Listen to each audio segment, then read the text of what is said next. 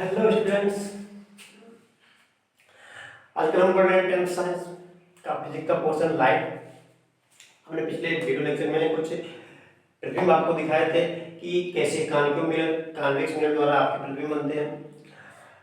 आपने देखा अवतल दर्पण द्वारा प्रतिबिंबों का वर्णन। तो आज आपका एक और भी बेहतरीन मजेदार टॉपिक है कि दर्पण का सूत्र। वैसे तो आपके सिलेबस में इसका डिवीजन नहीं है, डेविएशन नहीं है, लेकिन हम आपको इसका डेविएशन बताएंगे। आपको केवल इसके सूत्र और इसके न्यूमेरिकल से मतलब है, न्यूमेरिकल भी हम आगे आपको सॉल्व कराएंगे, लेकिन पहले हम आप इसके लिए दर्पण के लिए सूत्र का निगमन करते हैं। तो मान लेते हैं कोई हमारा क्या है, एक अवतल दर्पण। हम अवतल दर्पण के लिए पहले करते हैं, तो कोई अवतल दर्पण है, मान लो लिखते जाते हैं। जो पॉइंट हम मानते हैं उसको हम थ्योरी में थोड़ा सा लिख जाते हैं। तो सपोज ये हमारा क्या है, कॉन्केव मिरर है। ए इसकी प्रिंसिपल एक्सिस है, यहाँ पे पोल है, पॉइंट ध्रुव पी है। ए इसका क्या है, फोकस है, यहाँ पे वक्रता केंद्र। मिरर मान लेते हैं एम डैश है। हमने मान लिया कि कोई यहाँ पे वस्तु क्या है, ए बी रखा है दर्पण के सामने। एक किरण क्या जाती है, मुख अक्ष के समांतर जाती है। वस्तु आपका है ए बी, मुख अक्ष के समांतर। हमने प्रतिबिंब स्थिति में बनाया था कि जब वस्तु हमारा आनंद वक्रता केंद्र के बीच में हो, इस स्थिति में हमने वस्तु को रखा है। तो वस्तु हमारा क्या है, ए बी। यहाँ पे मुख अक्ष के समांतर जाने वाली किरण आप जानते हो कहां से होकर आती है, फोकस से होकर वापस आती है। कहां से, फोकस से होकर आती है। लो ये फोकस से होकर आती है। दूसरी किरण में जाती है कहां से, वक्रता केंद्र से होकर जाती है। चलिए एक मिनट,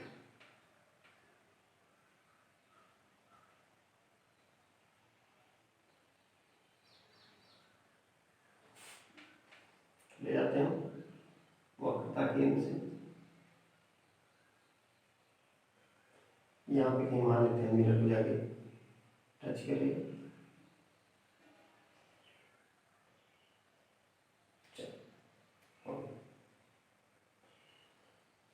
ये भी ऑब्जेक्ट है वस्तु। वक्रता केंद्र जाने वाली किरण अपने मार्ग में वापस लौट आती है, हमने भी पढ़ा है। अब जहां से हम किरण काटते हैं वहीं पे क्या बनता है, इमेज का फॉर्मेशन होता है। चलो ठीक है,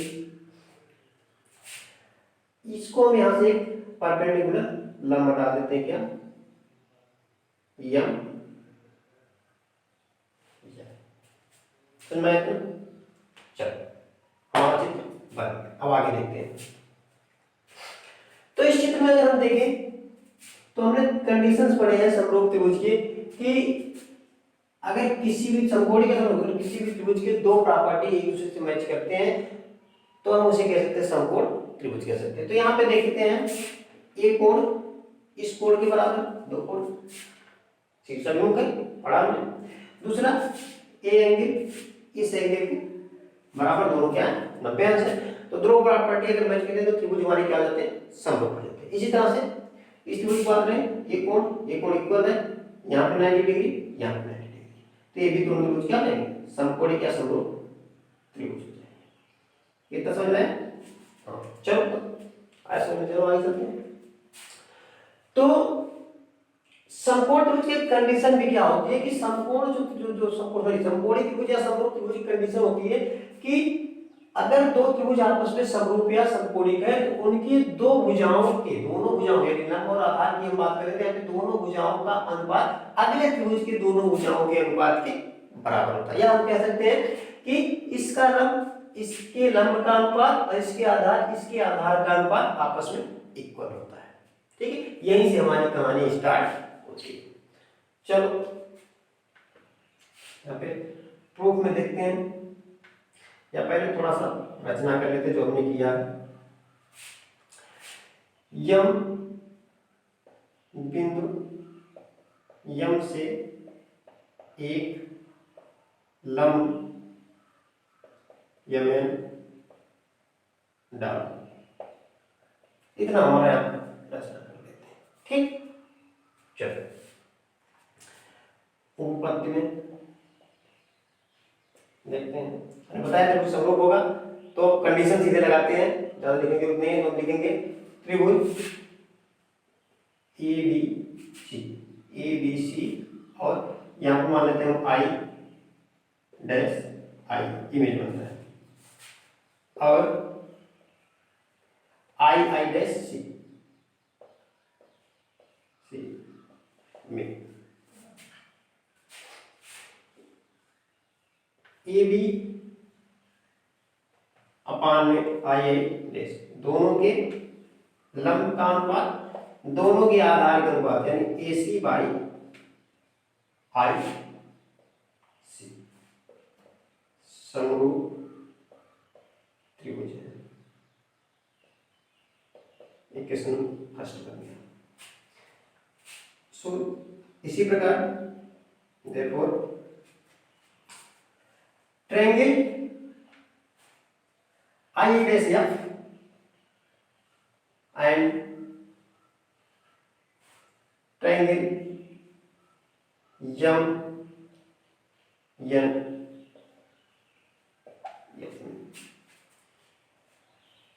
यम N by I dash equal to F N by I, F N by I हो जाएगा, एम एन अपान में I I S, F N upon में आई, ओके इतना। लेकिन हम जानते हैं यहां से कि हमारा जो एम एन है ए बी के बराबर है, तो एम एन ए बी बराबर है क्योंकि दोनों रेखाएं पैरेलल है। तो हम लिख सकते हैं एम एन के स्थान पे ए बी अपान में I I dash equal to F N upon में I F. Question number second लिख देंगे, क्यों? क्योंकि एम एन बराबर है ए। कितना हो गया? हो गया, नोट कर ले, आगे चलते हैं, इसको मिटाएं, ठीक है चलिए आगे लिखते हैं, नोट करते रहें इतना। ए बी अपान में आई डैश एफ एन अपान में आई। अब देखो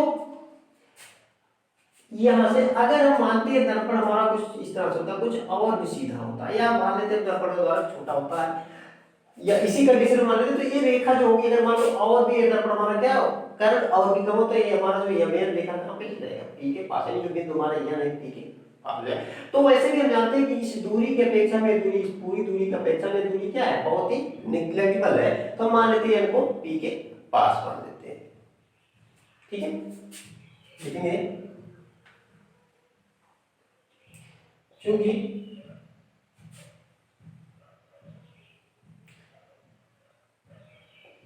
एन बी, या कह सकते हैं हम एन पी के बहुत पास है, अतः एन को बिंदु पी मानने पर मान, चलो क्या हो जाएगा? A B by I I dash equal to F P by I. इसमें भी कहीं पे है ए पी नहीं, ए बी है, ए सी है, पी के और इसी में, ठीक। चल ये हमारा समीकरण 2 है इसे, ठीक। अब हम समीकरण 1 और 2 की तुलना कर देते हैं।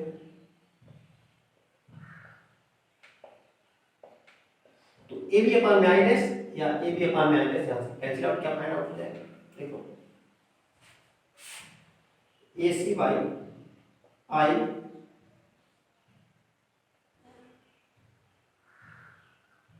ए C by I C equal to क्या हो जाएगा?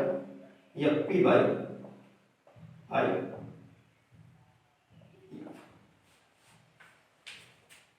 हो गया? हो गया, चलो आगे देखते हैं।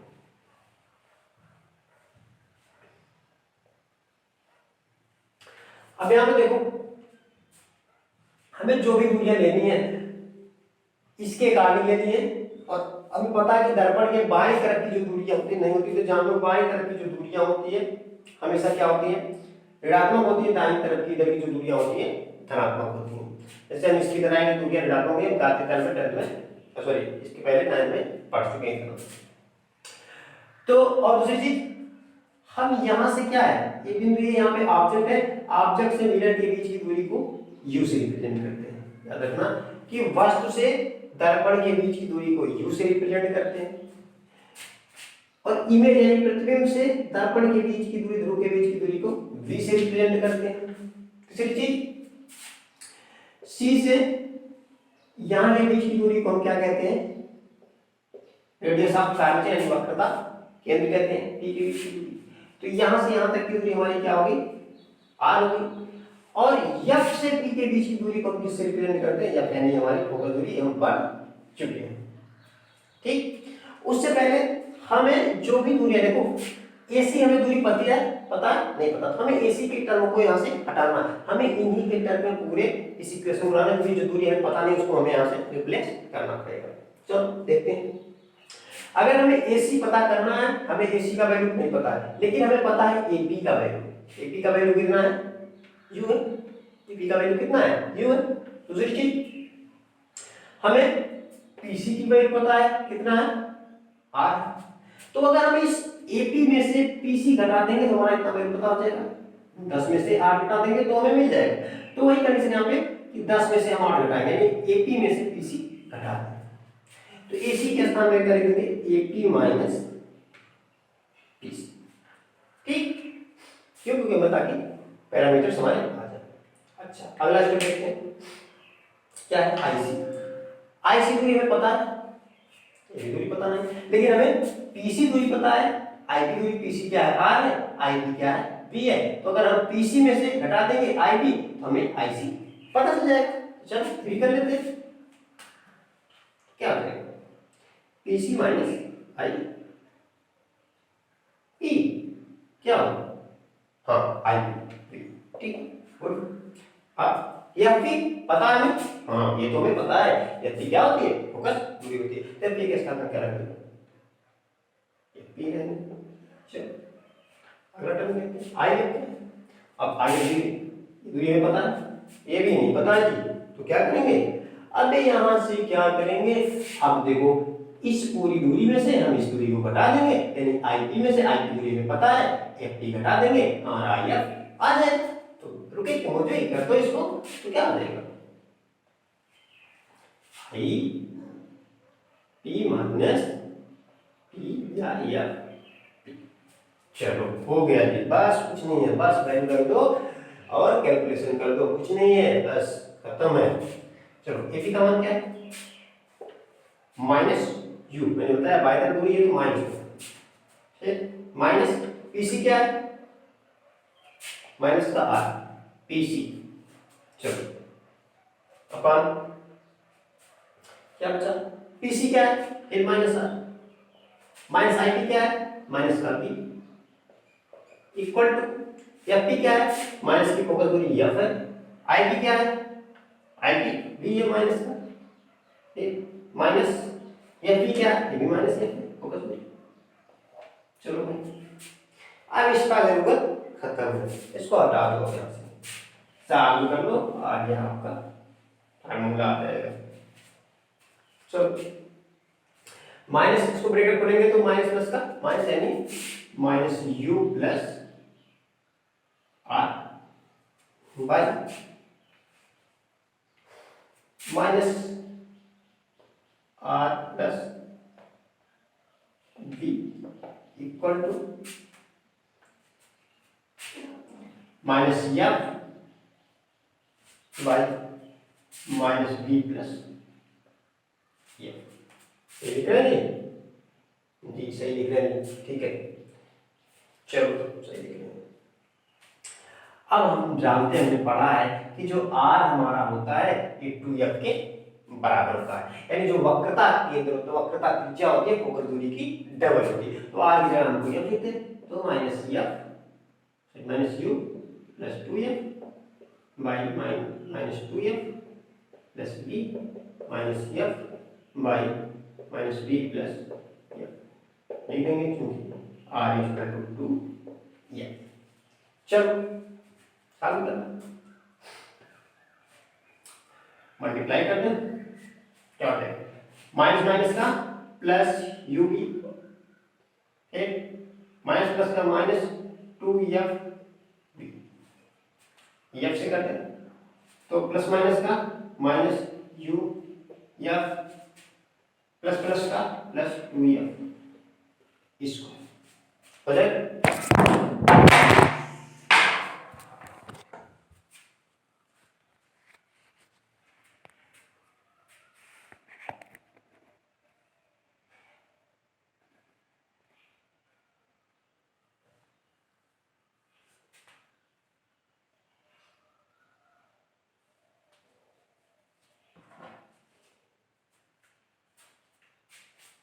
चलो